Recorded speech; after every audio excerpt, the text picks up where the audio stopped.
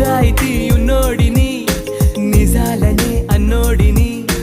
అబద్ధమే రుచించని అబాయిని, ఒకే ఒక మంచోడిని,